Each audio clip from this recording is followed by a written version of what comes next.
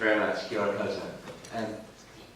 With Rocky here, I'm going to present a small survey with regional public health. I'd like you to bring it back to the evidence on water only that goes back a long way in time. This is probably the first recorded clinical trial in the book of Daniel, and the impact of water only, there is a lot of evidence for it. So why water only in schools? We know that now diet and obesity are leading tobacco's cause of preventable health loss. We know that obesity is a normal reaction to an abnormal environment. And we know that the key change in the environment we experience is the increasing availability and marketing of highly processed foods, including sugary drinks. And obese children become obese adults. And we need to change behaviour to create supportive environments that facilitate the behaviour change. The context we've heard about before about how industry manufactures doubt on the role of sugary drinks. There's a couple of quotes there. One of most was a review of reviews found that those reviews that were funded by industry were 5 times more likely to present a conclusion of no association. We know that schools can improve health, but we also know it's a challenge for a variety of different health issues, including for this. And we also know that education as a strategy works best when it's a supportive environment. So we were prompted by this joint health education initiative that's part of the Ministry of Health's Childhood Obesity Plan, with the Ministry of Education encouraging schools to go water only in March 2016. So we thought it would be useful to develop a survey to see how we are doing in the Wellington region. And we sent a survey to 201 schools which have children up to year 8. As you can see, there's there's quite a range of different schools, and we'll come back to these questions in the answer. But this is a short survey we sent out to find out what was their status in terms of a water-only policy, if they'd implemented, what had they learned, if they hadn't, what barriers there were, and what support they would need. So here are the 201 schools, and I'm showing you by the different kind of schools from the full primary. You can see that most of the schools are full primary or contributing primary schools, and of the 78 responses we got, 70 were from these two. And you can see the interesting declining in the response rate from the full primary to the composite to intermediate to secondary schools, where none of the 7 schools. I should notice these are 7 secondary schools which also serve the intermediate age school, years 7 and 8. It was interesting to see where there was a response by decile. The regional public health provides most service to the 1 to 3 decile schools, which is the most deprived schools. And you can see the response rate, there was no real pattern by decile. You can also see in our region we have a disproportionate number of decile-attended schools, which I don't understand, but somebody can maybe explain it to me one day. And this was the overall result for the 78 schools that had replied. We had created 4 categories of response. There was also an other. It turned out most of the ones who responded other actually were water only in practice, but did not actually have a policy to do that. So we created this new category, and you can see over a quarter of the schools had implemented it, and another quarter were either in practice or process. So over half of the schools were doing this. This is to show you the same results here on the column there. You can see the regional results, which is what I just presented. And I've drawn a line after the 3 in process, in practice. So over half of the schools were there, or getting there. And in fact, only just over 10% were not considering such a policy. This is to show you the different responses by the different regions, different areas in our region. Some variation, but nothing very much. It seems to be throughout the region we have a similar response.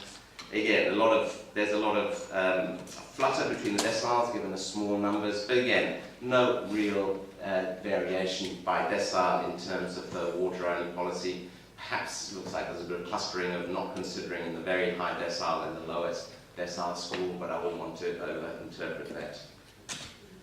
We also asked for these comments about what were the lessons learned and the barriers, and these are what the responses we got. And the lessons we learned were really under these 3 categories. Really the need for monitoring and communication. I put then quotes the actual comments that they made there. Obviously the need to consult was important, although we know some schools did it without consultation. And a couple of schools also reported that actually they found some positive impacts from changing to water only. For those that hadn't implemented, some of the barriers, probably the most interesting group, who said really there's no real barriers, but it just needs priority, and priority is really the time it needs to get the family and community consultation and buy-in, so it's kind of overlapping.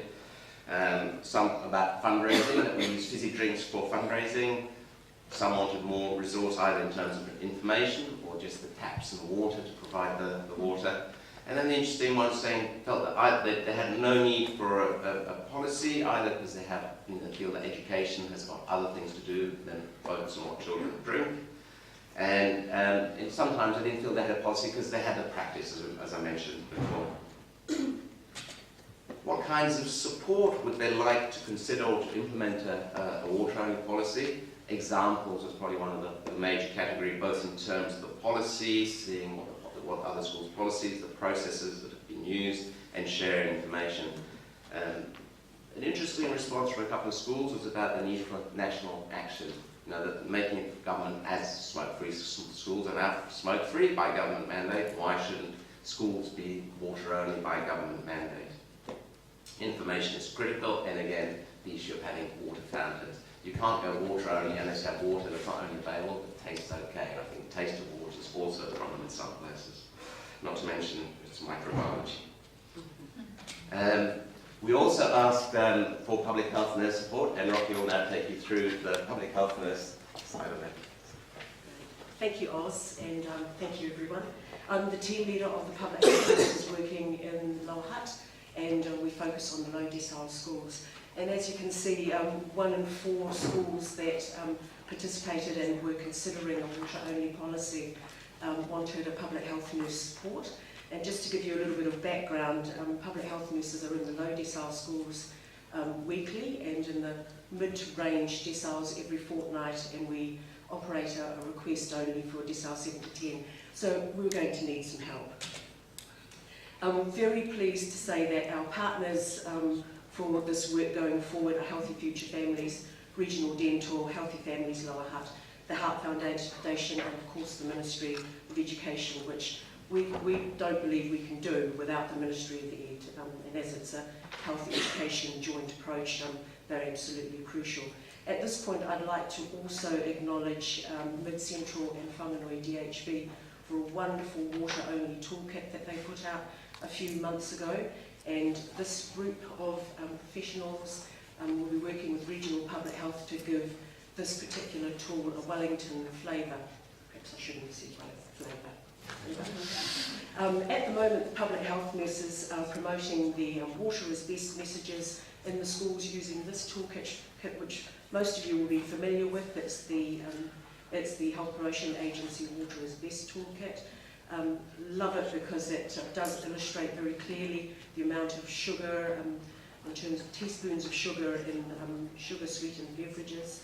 One of the advantages of the public health nurse in schools is that they're able to have a much stronger relationship with senior management in schools, so supporting advocacy in a change in school environment is something that we can do pretty well, I think. And also is establishing a collaborative approach to make sure that all our messages are consistent across the Wellington region.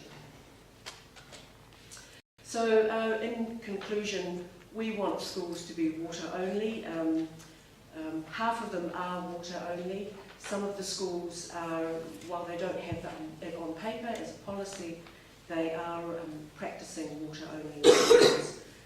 We're very pleased to have established the new partnership with the other providers there, and I guess the next step is helping those schools that are considering become water only, and then moving into those schools that are not even considering. We want to be able to support them as well.